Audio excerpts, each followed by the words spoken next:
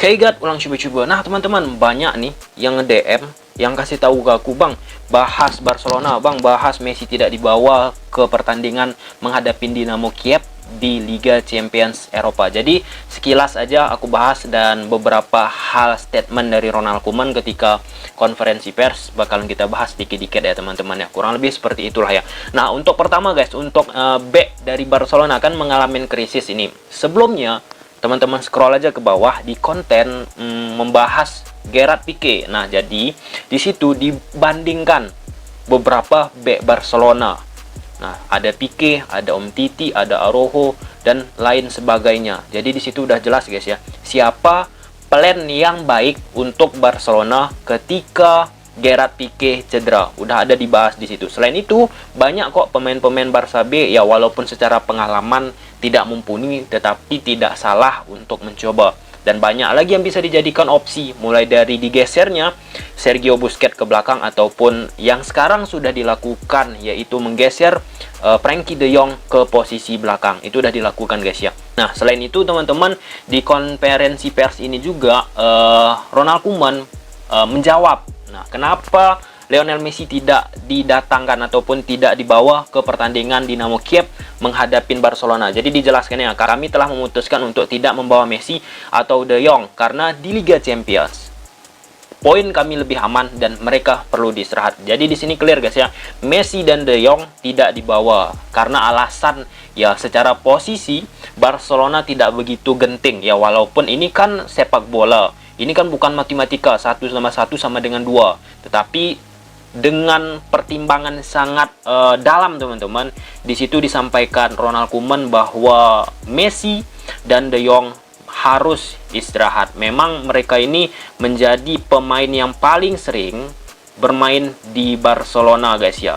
Selanjutnya di konferensi pers tersebut, Ronald Koeman menyampaikan kembali, Umtiti telah cedera dalam waktu yang lama. Dia berlatih dengan baik dan niat kami adalah dia siap untuk bermain dan mampu melakukannya dalam 2 minggu. Berarti masih tahap recovery ya, nggak bisa buru-buru nih Umtiti dipaksakan bermain ketika menghadapin lawan Barcelona secara kompetitif lebih baik. Kemudian Ronald Koeman menyampaikan, sebagai pelatih saya tidak puas, kami kehilangan banyak poin di La Liga, musim masih panjang dan saya optimis. Nah ini suka aku nih, pelatih-pelatih yang optimis. Selanjutnya disinggung nih salah satu pemain Barcelona, yaitu Oscar Mingueza. Ini back teman-teman ya. Ditanya wartawan, Oscar Mingueza, ya kami membawanya karena kami hanya memiliki Lenglet sebagai back tengah.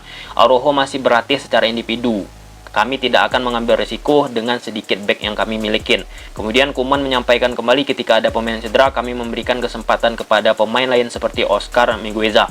Oscar Mingueza kemungkinan akan menjadi starter sebagai back tengah bersama Lenglet. Kemungkinan di sini langsung terang-terangan ya, Koeman mengatakan kemungkinan Mingueza berduet dengan Lenglet. Matheus Fernandes gelandang dibawa juga oleh Ronald Koeman. Secara overall, ketika semua orang sehat secara fisik, ada banyak persaingan dalam skuad ini. Tetapi sekarang ada banyak pemain yang cedera, dan dia masuk dalam daftar karena dia berlatih dengan baik dan pantas untuk itu. Jadi di sini Ronald Koeman menghargai ya usaha dari latihan yang dilakukan setiap pemain Barcelona. Ini luar biasa sih. Kemudian Koeman menjawab tentang Pique, kami tahu bahwa cedera Pique adalah kerugian signifikan dan untuk durasi absennya kami belum mengetahui. Nah, sedangkan isu-isu ada 6 bulan sampai 8 bulan itu perkiraan sih. Cedera yang biasanya terjadi pada case yang sama seperti Pique, tetapi secara tim kedokteran Barca belum memutuskan ya berapa lama. Kemudian Koeman, tentu saja kami melihat bursa transfer karena ada 2-3 posisi di mana kami membutuhkan bala bantuan. Sekarang kami tidak dapat melakukan apapun lebih dari memberi kesempatan kepada pemain Barca B. Mantap. Koeman kritik Messi, kami terlalu banyak berbicara tentang dia. Dia selalu memiliki banyak pengaruh dalam kesuksesan klub ini dan dia masih bisa memberi Barca lebih banyak kesuksesan. Saya yakin dia masih pemain yang kami butuhkan. Pelatih aja masih bilang seperti itu, tapi masih ada yang bully. Kemudian penandatanganan pemain di bulan Januari ini bukan waktu untuk memikirkan hal-hal ini. Kita belum tiba di bulan Januari. Kemudian ditanya tentang Des, dia masih harus beradaptasi. Dia berlatih dengan baik dan dengan cedera yang kami miliki, dia akan menjadi pemain yang sangat penting. Koeman, tidak lebih mudah bagi kami untuk memenangkan Liga Champions dari La Liga. Saya yakin bahwa pada akhir musim kami akan berjuang untuk La Liga. Wah, ini optimis ini demen kita dengar guys ya. Sedangkan ada juga berbagai pendukung Barca mungkin termasuk teman-teman yang udah mulai pesimis terhadap keberlangsungan hidup Barcelona. Keberlangsungan hidup. Kemudian Koeman, dengan jadwal yang kami miliki, kami harus bekerja di akhir tahun dengan posisi sebagai puncak klasemen. Kami bermain sangat baik di laga tandang melawan Juve. Kami ingin melewati babak penyisihan grup dan ini merupakan tantangan penting. Kemudian disinggung tentang Messi dan De Jong bermain hampir setiap menit. Mereka juga sering berpergian akhir-akhir ini jeda internasional, terutama Leo yang telah melakukan perjalanan jauh. Kami selalu bermain sangat larut malam dan kembali ke Barcelona di pagi hari. Kemudian dilanjutkan kembali guys, itu semua yang membuat kita kelelahan dan cedera. Kemudian disinggung kembali tentang Gerard Pique. Cedera Pique ini merupakan pukulan keras bagi kami. Kita berbicara tentang bek tengah yang sangat berpengalaman, telah berada di sini selama bertahun-tahun. Dengan kepribadian yang hebat, ini menyedihkan bagi pemain dan untuk tim. Tetapi Anda harus menerimanya. Kemudian disambung kembali guys oleh Koeman. Kemungkinan perubahan formasi, Anda dapat mengatakan banyak hal, tetapi tidak tergantung pada formasi. Kami memiliki pemain yang dapat bermain dalam formasi yang berbeda dan terkadang kami mengubah posisi di lini tengah. Kemudian ditanya tentang kepergian Todibo dan Jorge Cuenca. Bagi saya kepergiannya bukanlah keputusan yang berisiko. Kami harus melihat masa depan masing-masing pemain dan Cuenca perlu beberapa menit untuk berkembang. Itu adalah keputusan yang telah kami buat dengan Planes. Planes ini merupakan sekretaris ataupun direktur olahraga Barcelona yang baru.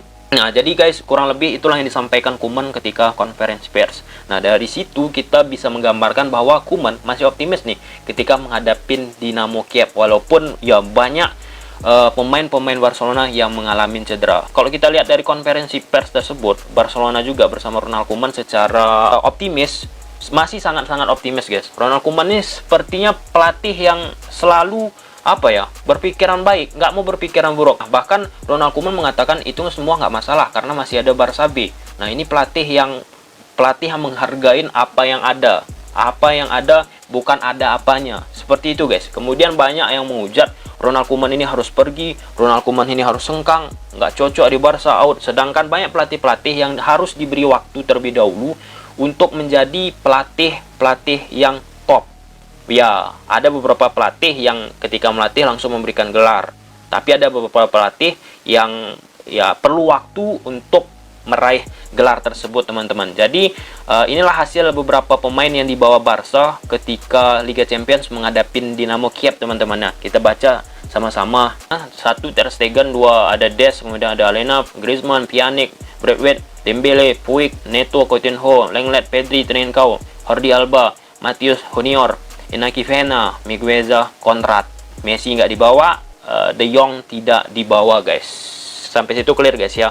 Dan ya ini salah satu, ada plus minus ya, positif negatifnya. Dengan tidak dibawanya Messi, ya nanti di lapangan bisa kelihatan tuh bagaimana permainan Barcelona, terutama yang menjadi sorotan Griezmann ataupun pemain-pemain Barcelona lainnya. Apakah bermain kolektif, apakah bermain dengan lepas tanpa beban? Itu penting banget guys untuk melihat perbedaan tanpa Messi dengan adanya Messi. Walaupun ya pelatih juga mengatakan Messi masih berpengaruh besar di Barcelona, tetapi setidaknya bisalah kita menggambarkan, kita melihat permainan Barcelona ketika tanpa adanya Lionel Messi, teman-teman. Kemudian untuk masalah-masalah lain, untuk Dinamo Kiev, teman-teman, ya nggak begitu konsisten. Kemarin ada kalah, kemudian menang, kalah, menang. Kalau misalnya pertanyaan tentang Barca perihal krisis di lini belakang, udah pernah aku bahas di bedah pemain Gerard Pique guys ya. Teman-teman scroll aja, di situ ada beberapa parameter, beberapa pemain yang kedepannya cocok menggantikan Gerard Pique secara statistik. Kalau misalnya pemain-pemain Barca B, ya secara pengalaman memang nggak ada, tapi kan nggak salah untuk dicoba, teman-teman. Tapi yang aku salut tuh Ronald Koeman ini pelatih yang selalu optimis ya, walaupun banyak yang menghujat dia out lah inilah, apalagi isu-isunya Victor Pon udah ngebet banget nih bekerja sama dengan Xavi, dan ini mengganggu banget ya pemilihan presiden ini internal Barca itu sendiri, karena janji-janji politik yang ya membuat pemain-pemain pun nggak konsisten, nggak fokus jadinya. Oke lah, sampai sini aja video teman-teman. Kalau suka teman-teman video ini, udah tahu apa harus kalian lakukan. See you the next video, bye.